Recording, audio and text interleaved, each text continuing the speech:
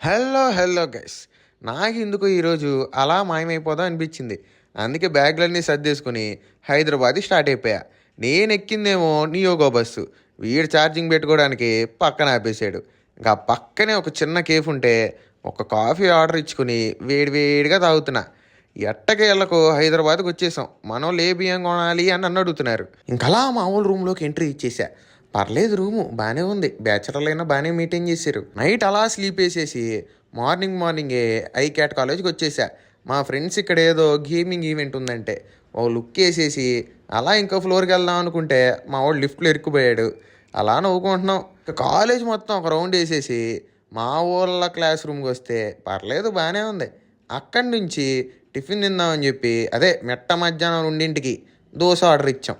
వీడు చట్నీలో నీళ్ళు వేసాడో నీళ్ళల్లో చట్నీ వేసాడో నాకైతే అర్థం కావట్లా. మీరైతే లైక్ షేరు సబ్స్క్రైబ్ చేసేయండి.